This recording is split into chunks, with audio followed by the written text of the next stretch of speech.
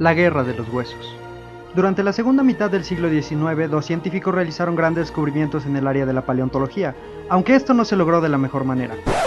Todo comienza en el año 1864 en Berlín, cuando el paleontólogo Othniel Charles Marsh conoció a su colega Edward Drinker Coop en una expedición, y se convirtieron rápidamente en amigos, aunque no por mucho tiempo. Ambos tenían deseos de ser el mejor en lo que hacían, y su temperamento celoso y orgulloso no los ayudaba a ser amistosos. En una ocasión, Cobb invitó a Marsh a una expedición de recolección de fósiles en Nueva Jersey. Celoso de Cobb, Marsh sobornó a los excavadores para que los fósiles que encontraran fueran enviados a él, acción que notó Cobb y provocó una gran molestia en él. En 1869 ambos comenzaron a atacarse mutuamente por medio de publicaciones científicas, desprestigiando el trabajo del otro.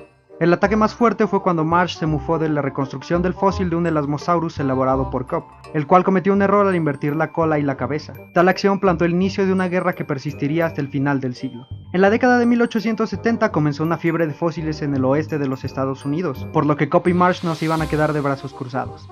Cobb consiguió un puesto en el United States Geological Survey, bajo las órdenes de Ferdinand Hayden, trabajando al lado de Joseph Leidy. Con el tiempo, Cobb notó que la USGS apoyaba más a Leidy que a él, por lo que viajó a Fort Bridge y reunió un equipo con su propio dinero para iniciar sus propias excavaciones, sin saber que había contratado a dos empleados de su enemigo Marsh. En 1873, Leidy, Cobb y Marsh lideraban las excavaciones en el oeste. Estos enviaban telegramas describiendo sus hallazgos, sin embargo la mayoría de los fósiles encontrados por Cobb y Marsh eran especies ya descubiertas por Leidy y otros colegas. Después de varias publicaciones científicas se dieron por válidos nombres de nuevas especies descubiertas por Marsh, además de un nuevo orden de mamíferos a los que nombró Cynocerea. Mientras tanto, las especies de Cobb fueron rechazadas por la comunidad. Ante esto escribió un estudio en el que proponía un nuevo modelo de clasificación para los mamíferos del Eoceno, rechazando todo el trabajo realizado por Marsh.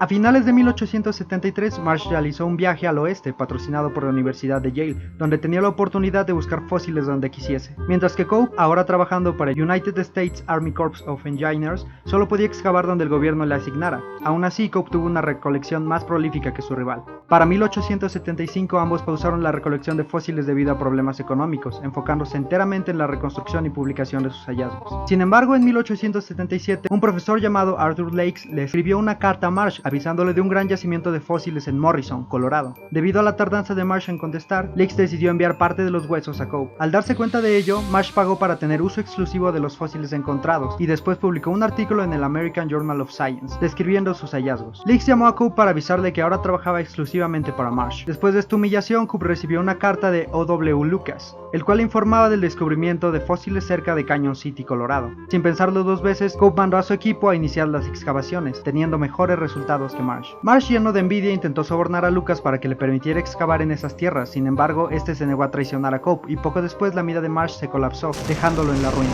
Pero una carta lo cambió todo. Dos hombres llamados Carlin y Reed informaban de un hallazgo de grandes yacimientos de fósiles en Como Bluff, Wyoming. Apresurándose, les pagó a ambos hombres para iniciar una excavación, enviando a Lakes a supervisarla, a la par que compró su silencio para evitar que Cobb se enterara del hallazgo. Tiempo después, la inversión de Marsh dio fruto, dejando vagones repletos de fósiles mes tras mes. Para diciembre de ese año escribió un artículo en el American Journal of Science describiendo su trabajo. Dinosaurios como el Stegosaurus, el Allosaurus o el Diplodocus fueron algunos de sus descubrimientos. Para 1878, Cobb se enteró de la mina de Marsh en Como Bluff, en parte por Carlin y Reed, quienes molestos por los pagos de Marsh buscaban un mejor postor. Tiempo después, Carlin comenzó a trabajar para Cobb abriendo una nueva mina. Las excavaciones en Como Bluff duraron 15 años, en lo que Marsh y Cobb se saboteaban mutuamente, robándose huesos, bloqueando vías de tren, sobornando trabajadores, destruyendo los fósiles de su rival. Incluso los trabajadores llegaron a pelearse a pedradas. La rivalidad entre Cobb y Marsh estaba en boca de todo el país, que veía con malos ojos las acciones de ambos paleontólogos en nombre de la ciencia. Con el tiempo comenzaron a llegar terceros para competir con el duopolio que ejercían Cobb y Marsh en el oeste. En 1880, Alexander Emanuel Agassiz, profesor de la Universidad de Harvard, mandó un equipo para realizar excavaciones. Reed abandonó a Marsh y Carlin a Cobb, abriendo una empresa de venta de fósiles junto a Frank Willistone, trabajador de Marsh. A finales de la década de 1880, el revuelo mediático por Cobb y Marsh se desvaneció, permitiéndole a Marsh ocupar un cargo en el United States Geological Survey, mientras que Cobb gastó gran parte de su patrimonio comprando la revista The American Naturalist. A pesar de estar alejados de las excavaciones, siguieron buscando maneras de desprestigiarse mutuamente, tanto que la atención mediática volvió a ellos cuando en 1890 el diario New York Herald publicó una historia con el titular Science It Wage Bitter Warfare, a la par que acusaciones de Cobb para denigrar a Marsh provocaron que este abandonara su cargo público en la USGS.